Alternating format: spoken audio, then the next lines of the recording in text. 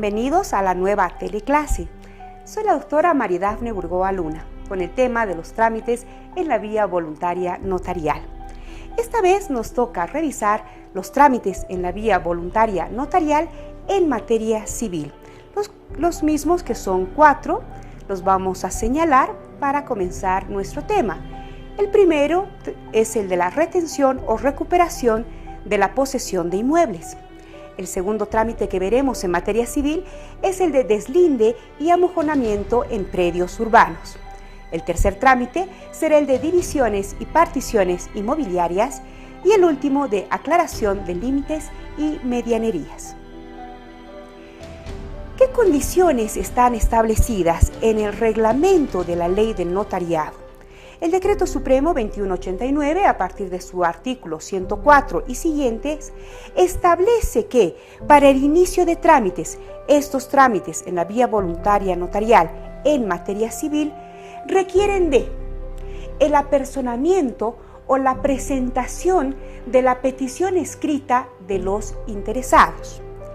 Esta petición escrita para iniciar el trámite debe contener un acuerdo mutuo. Además, esta petición deberá adjuntar, cuando corresponda, planos oficiales correspondientes o los títulos de propiedad originales. De la misma forma, para iniciar el trámite en la vía voluntaria notarial en materia civil, el reglamento de la Ley del Notariado nos pide que presentemos una certificación de inexistencia de proceso judicial sobre el caso o, en su defecto, si éste ha sido desistido. El notario, una vez presentados todos estos documentos, debe, previa revisión del cumplimiento de todos los requisitos y el estudio de todos estos documentos, señalar día y hora para constituirse efectivamente en el inmueble. Una vez que han sido consideradas las condiciones establecidas, lo decíamos en el reglamento de la Ley del Notariado, debemos tomar en cuenta que este trámite solo procede en predios urbanos. Se requiere la manifestación del consentimiento y el acuerdo conjunto de todos los interesados. Tomar en cuenta que los colindantes se consideran interesados. ¿Quién es el notario habilitado para este trámite? El notario del lugar donde se encuentre el inmueble. El trámite de retención o recuperación de la posesión de bienes inmuebles requerirá la manifestación del consentimiento y aceptación de las personas eventualmente afectadas en sus derechos reales o de propiedad. Cuando estamos hablando de este primer trámite, el trámite en la vía voluntaria notarial sobre retención o recuperación de la posesión de inmuebles, este trámite lo conocíamos antes en el abrogado Código de Procedimiento Civil como un procedimiento judicial sumario de carácter interdicto. Era de tramitación sencilla, cuyo fin era atribuir la posesión a determinada persona de manera provisional, caracterizado además de su agilidad por no causar estado. Era de competencia de los entonces jueces instructores en materia civil y debía intentarse dentro del año de producidos los hechos a los que se fundare la demanda de este interdicto. En cambio,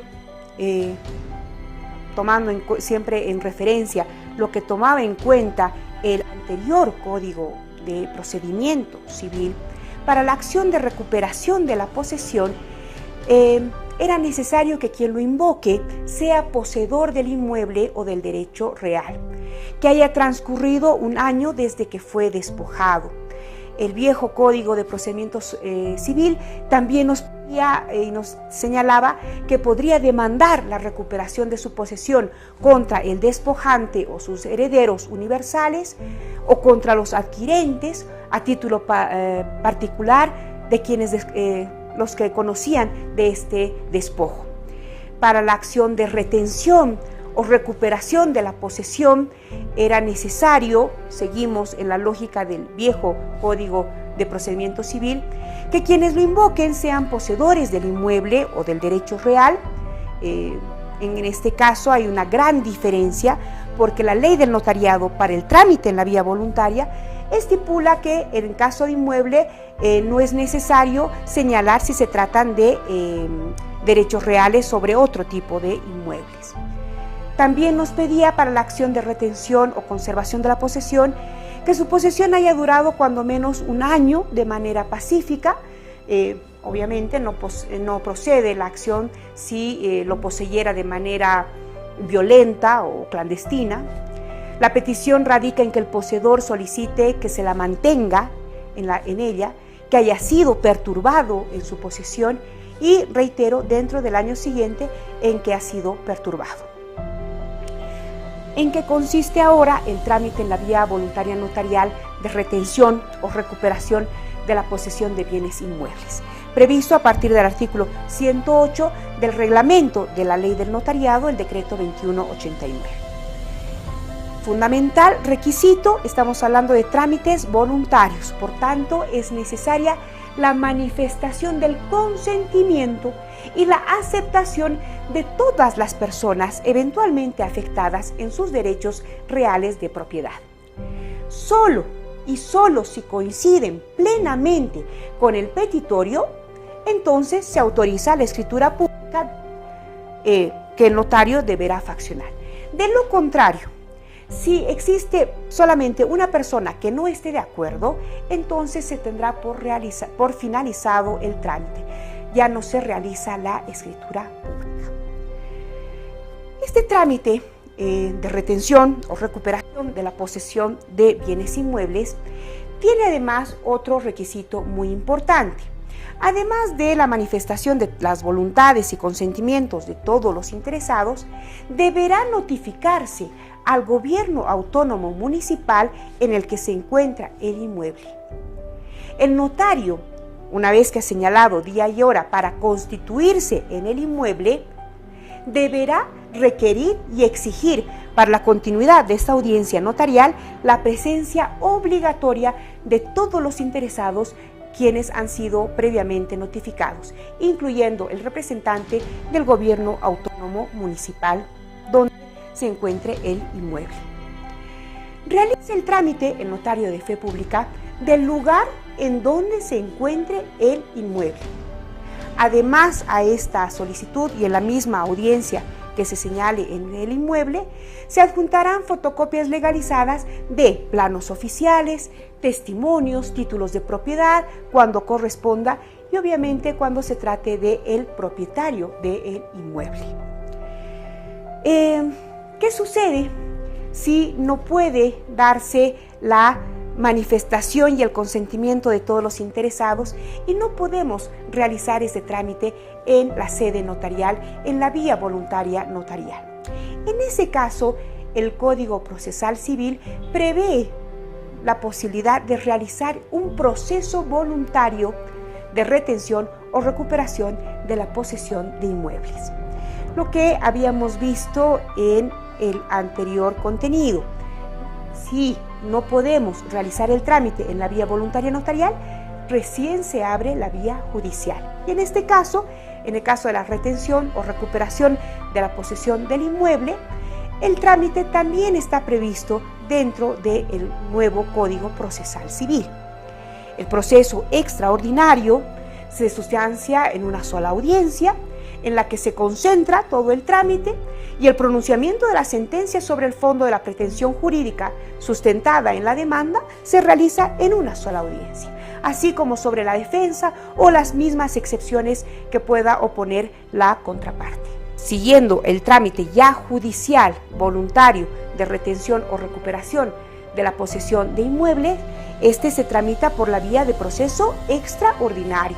Las controversias relativas particularmente a lo que antes conocíamos como interdictos para conservar o recuperar la posesión, así como los de obra nueva perjudicial, daño temido, desalojo de vivienda, sin perjuicio de conciliación previa o adopción de medidas preparatorias o cautelares.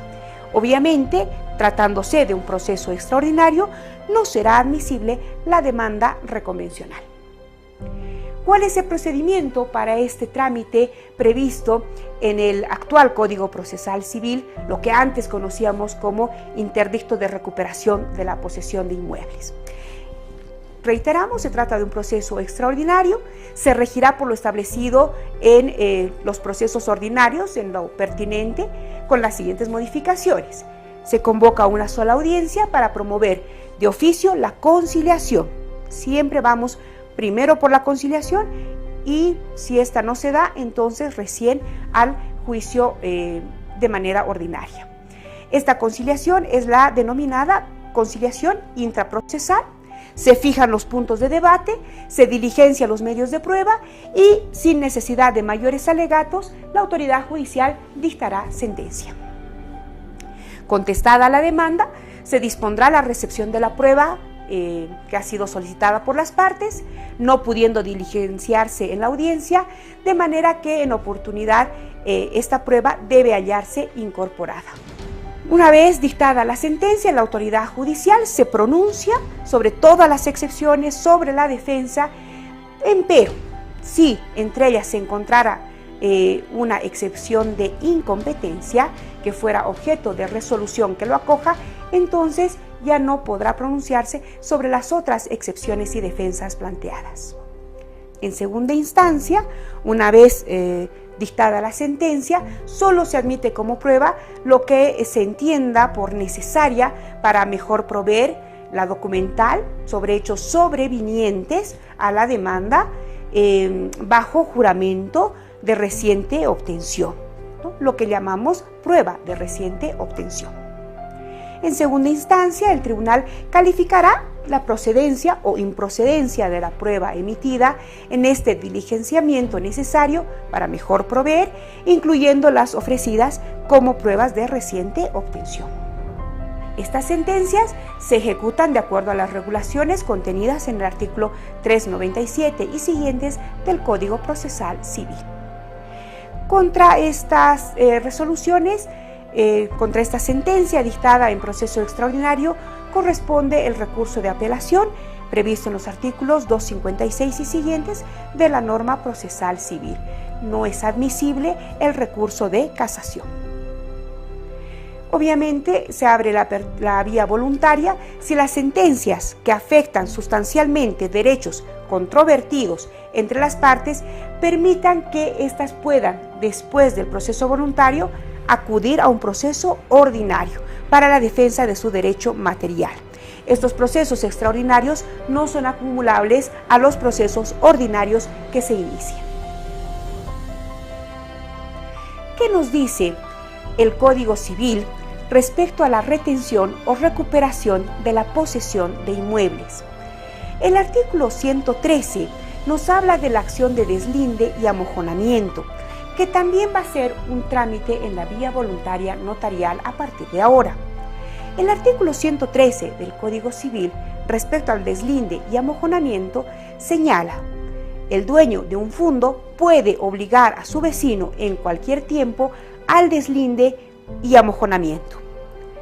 El artículo 1459 del Código Civil establece como acción de deslinde cuando el límite entre dos fundos es incierto, el propietario que tenga interés puede pedir el deslinde.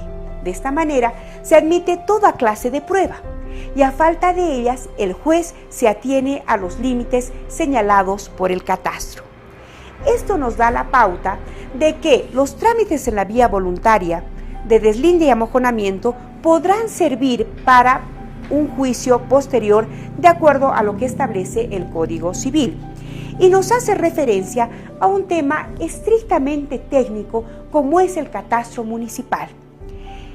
El registro catastral consiste en la inscripción única e irrepetible en todo el sistema catastral del gobierno municipal que nos permite determinar la ubicación geográfica, las características físicas y la valoración económica de un bien inmueble. Esto con instrumentos o mecanismos municipales previamente establecidos y vigentes, que están posteriormente inscritos a nombre de un propietario y se identifican mediante un código catastral. Para eso es necesario que el momento en que nosotros querramos hacer el segundo trámite en la vía voluntaria notarial en materia civil, cuál es el deslinde y amojonamiento en predios urbanos, tomar en cuenta cuál era el trámite en el viejo procedimiento civil, cómo está previsto en la ley del notariado ahora y también en el Código Procesal Civil. En el anterior Código de Procedimiento Civil, el trámite de deslinde y amojonamiento en predios urbanos también era un proceso interdicto, que se podía plantear en el caso de que exista la reclamación de un daño inminente.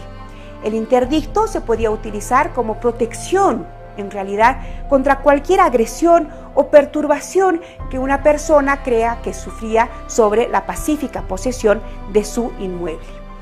También podríamos plantear este interdicto en el caso de ruidos, olores y emisiones que impedían que una persona pueda disfrutar de la posesión de un inmueble. Obviamente siempre se recurría a este tipo de trámites para obligar a la paralización de obras cercanas con otras actividades molestas para el propietario de un determinado bien inmueble. Conceptualmente, ¿cuál es la diferencia entre deslinde y mensura? La mensura es la acción de medir y comprobar la superficie de manera exacta. Puede haber mensura sin deslinde. Por lo tanto, la mensura es un mero trámite informativo. Quiero saber cuánto mide mi terreno, de dónde a dónde llega mi propiedad. En cambio, el deslinde es el acto por el cual, mediante la mensura, esa medición exacta de la que hablábamos, ¿no?, entre dos propiedades contiguas cuyos límites se hallan confundidos, se establece una línea divisoria entre ellos, ¿sí? Deslinde, división. Nuestros dos terrenos que eran contiguos, ahora no entendemos dónde empieza el mío y dónde termina el tuyo, dicen los dos copropietarios. Entonces hacemos este trámite de deslinde, de hacer una mensura previa y hacer esa línea divisoria para hacer la separación real de las dos propiedades. Por lo tanto, no puede haber deslinde sin mensura, tenemos que medir previamente. Básicamente el deslinde consiste en señalar los límites, fijar definitivamente la línea de separación de las colindancias.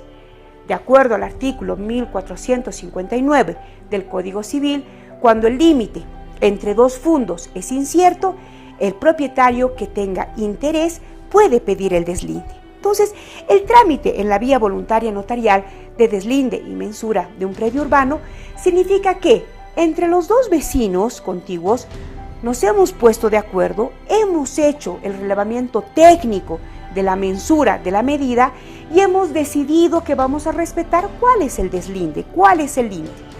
Y esa decisión, esa voluntad de ambos propietarios va a ser realizado, va a ser tomado en cuenta en una escritura pública.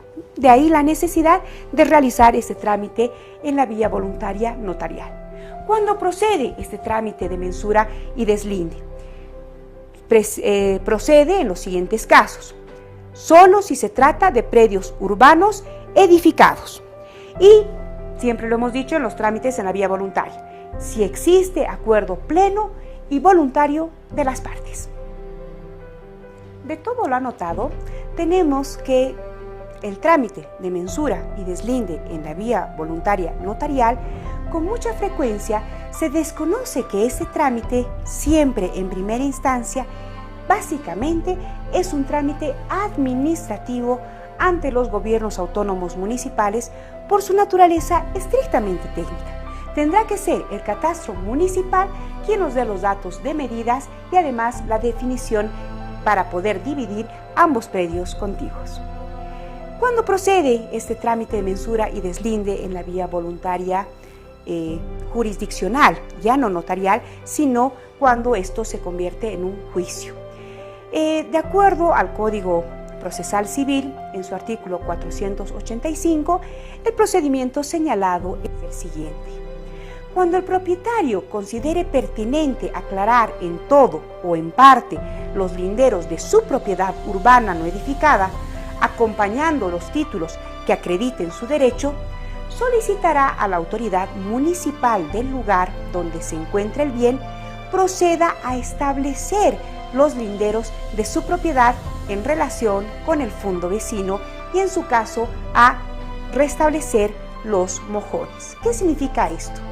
Que en este caso la demanda será al gobierno municipal, será el catastro, el registro catastral, el que se encargue de cubrir los amojonamientos, porque son ellos los que tienen esta información técnica.